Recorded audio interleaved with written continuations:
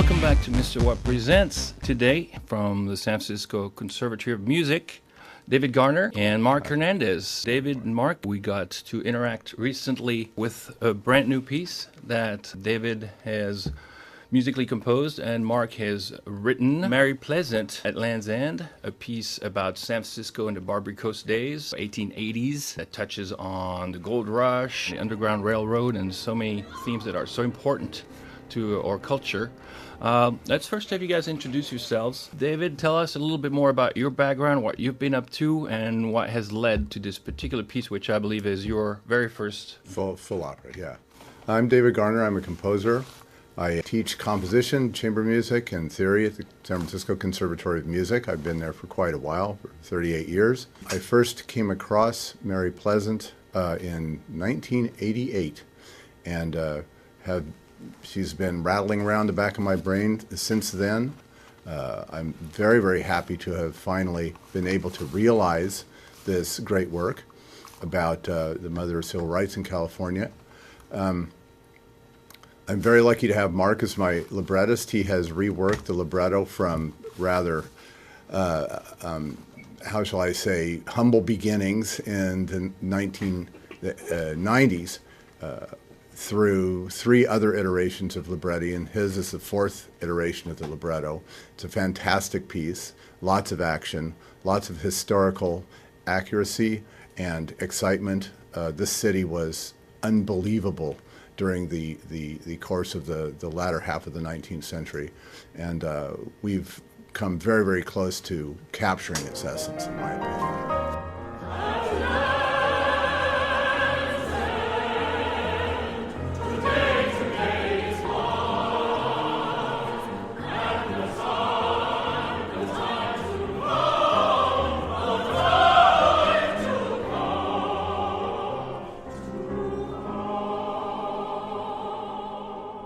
I had heard a few excerpts. David had written a few numbers in isolation, but typically the story comes first, the words come first.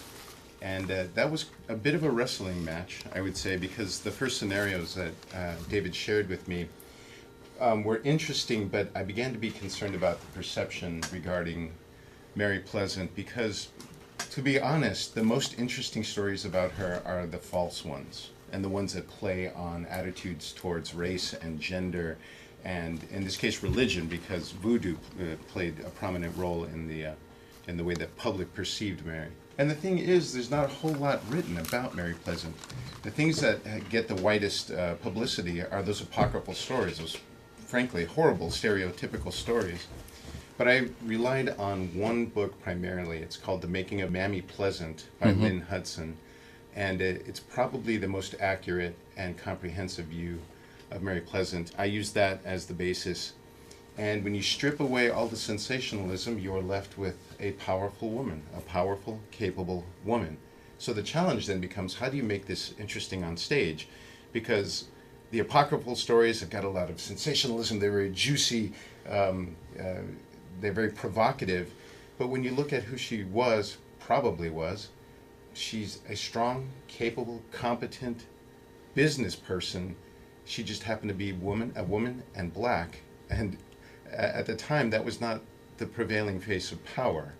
So my challenge was to take what is maybe not the most exceptional story, but make it interesting. Is it fictional? Is it history? What's the ratios between the two? I felt it was very important that it be as accurate as possible, out of respect for her, Mary Pleasant.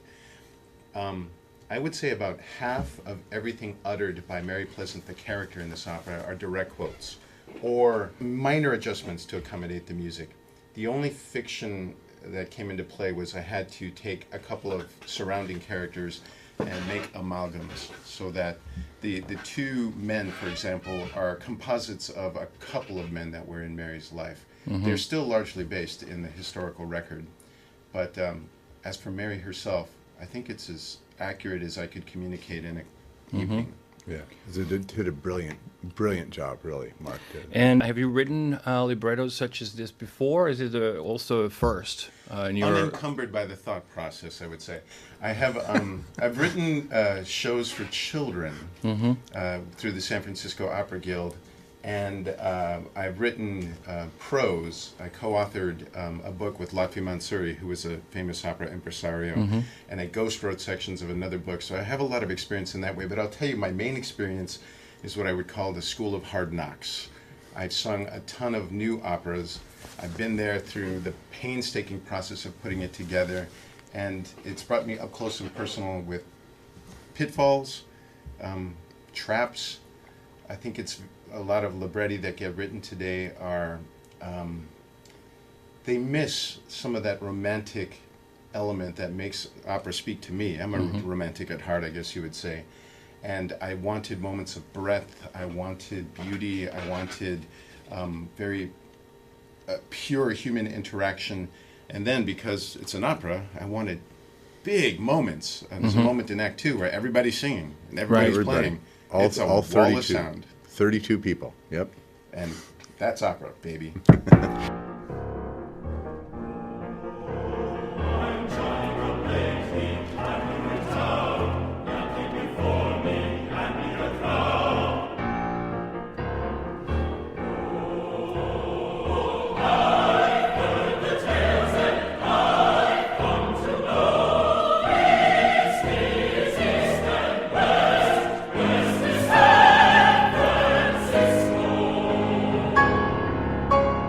And what is the specificity of operatic narrative writing? What's the difference between writing a short story or a novel and writing this particular form of literature? A lot of things, but I'll specify two.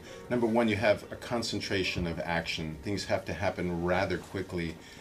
You have to make you're inviting the audience to make some assumptions and fill in some blanks based on very basic human nature. You know why this character is doing that, because you know that type. I'll have what I've always had. I want what I've always wanted. The usual, one simple request. The usual. Rye whiskey, candlelight. The second thing I would cite is there has to be moments, typically arias, where time stops. Time stands still, and the character expresses something that is profoundly personal, typically of an emotional nature, no action happening at all.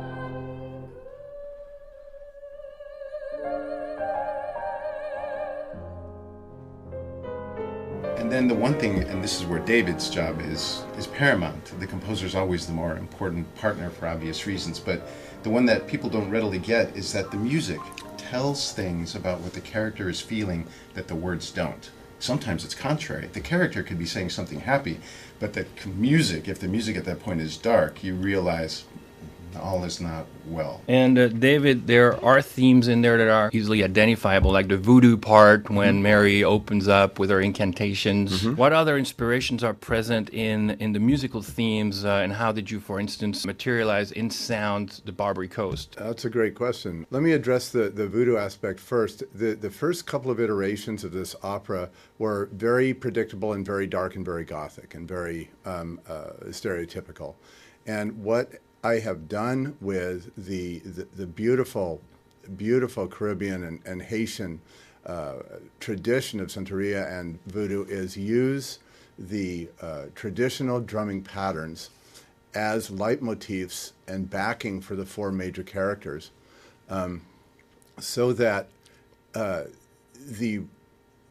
what Mark was talking about before, if there is a disparity between what the character is thinking and what the music is actually depicting, then that disparity is brought out in the leitmotifs of the vita drumming. The orchestration of this is necessarily pretty complicated. I need a lot of percussion, and there's a lot of ostinato, and that brings me to your question. How I depicted the Barbary Coast was in basically two different ways. The first way is that San Francisco then, as now, is a cauldron of great diversity. And my musical background is likewise of great diversity. I'm a trained classical pianist and cellist, but I also played the blues for 15 years. I was in various jazz rock fusion bands, one called Steam Piano and the other called the Mike White Band. Don't worry, they're not online that I know of. Don't bother Googling them. It was a long time ago. That was in San Francisco, those bands? No, that was in Portland, Oregon. So my background being as eclectic as it was, you will hear eclecticism in the music of the opera, very much like San Francisco was and is now. The second aspect that I brought to bear on the Barbary Coast was actually using several popular songs that were very popular in San Francisco in the 1870s and 1880s. And those songs back a couple of scenes in Mary Pleasant's boarding house on Washington Street in San Francisco.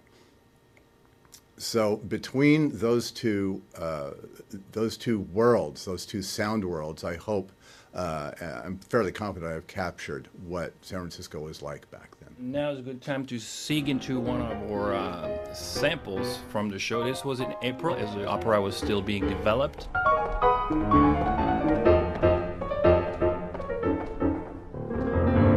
one up and this one down, drops the guns come back unseen. This one down and this one up, reaping cash while we dream. Who and boss and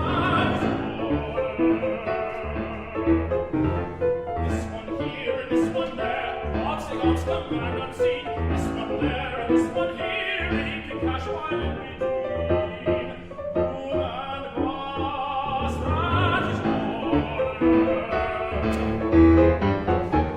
What did we just see there? That was a fantastic tenor, Mike Jankowski, who I'm very, very happy to have done not only last April, but also the full musical workshop that we just had in January.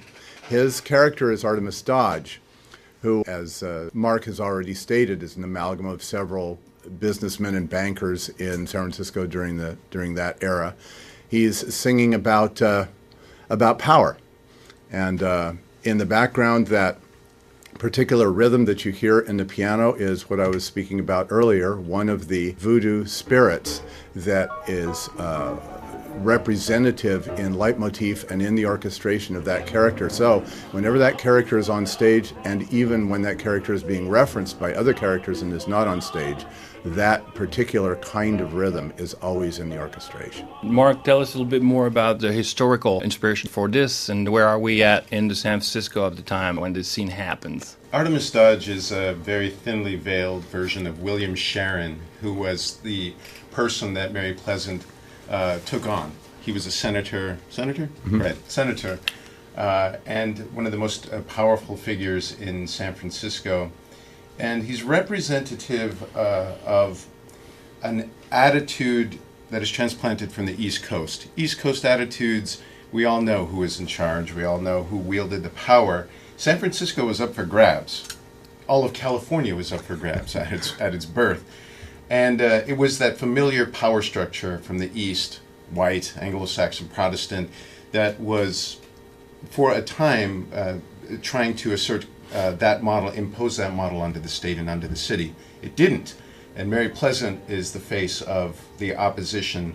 It's not necessarily a headbutting opposition, it's more this idea of cosmopolitanism. San Francisco and California have always been polyglot, they were from birth. So in this particular aria, we're getting an idea of Dodge's worldview, which is money rules, men rule, white men rule. Always been that way and it always shall be that way. And he is using the idea of manipulating people. It is a nod, I hope, this is an idea for the director.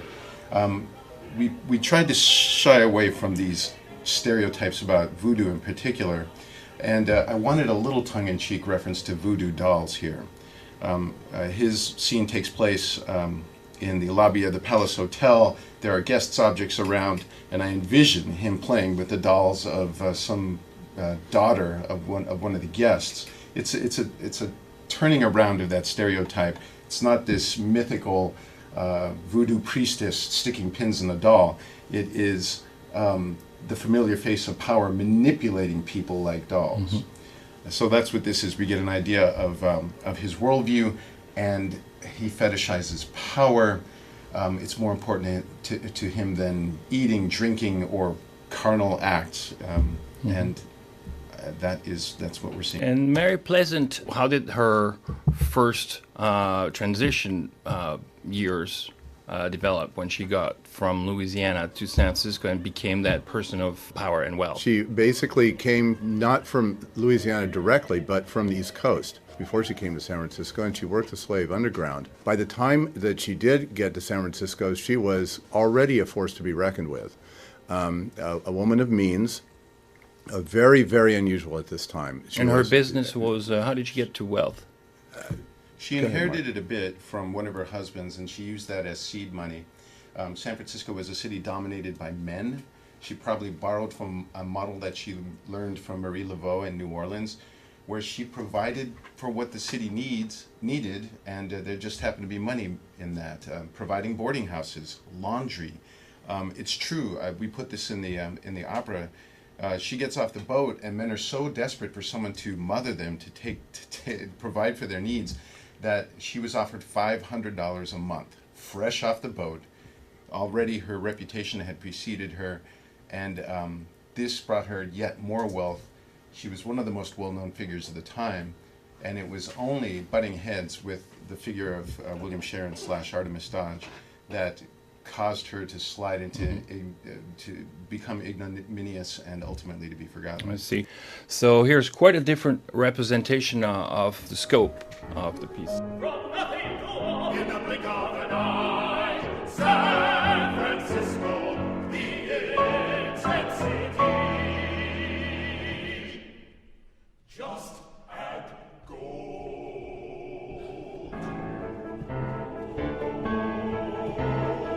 This is the spot, with the gates made of gold. This is the spot, with the gates made of gold. A place of untold promise and wealth. Today you arrive with a cent in your hand. Today you arrive with a cent in your hand. By God you command everything that you see.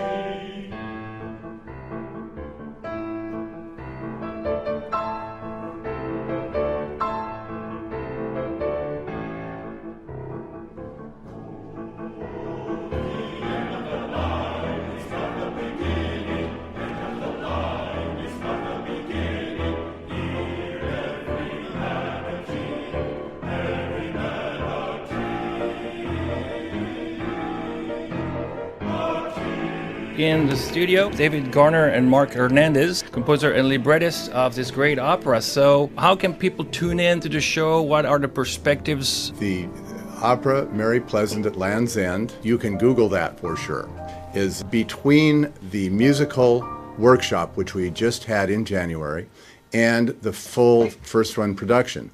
We are still fundraising. Feel free to donate to this very, very important opera. We have a GoFundMe campaign. It's GoFundMe/Mary Pleasant. Right now we're in the process of finding a large regional or national opera house to foot the first run production. We've had a number of angels help out. Very unusual. This is not the way an opera gets written. I can't believe we're this far, and it's because of a handful of people who have invested in both of us, but especially David. He's had a lot of fans for a lot of years, and finally we're able to get some resources for him to bring out what's in his head. For those people, we have gifts of all sizes that have helped us. The GoFundMe site is a great place if you'd like to help us with a gift of any size. If it gets to a certain point and tax implications become important for you, then we do have a fiscal sponsor who would be able to offer a tax deduction, for example. The next stage is for some revisions based on, not many, based on what happened in January, and then creating the engraving, which is the material parts, piano vocal score parts per piece, per instrument. And we have a few friends in opera companies around the country. We're going to share the results of January with them and hope to excite some interest. All right. Well, Mark, thanks for coming over to the studio. Pleasure, Ben. Thank you, David, Benoit. thank you for coming over. I have seen the show and I highly recommend it. Keep your eyes on Mary Pleasant at Land's End, an important part of San Francisco culture that is still developing and happening. You can go and help out by visiting GoFundMe/Mary Pleasant, or you can stay tuned with what's going on at the San Francisco Conservatory of Music. This is the kind of thing that we love to promote. Signing off.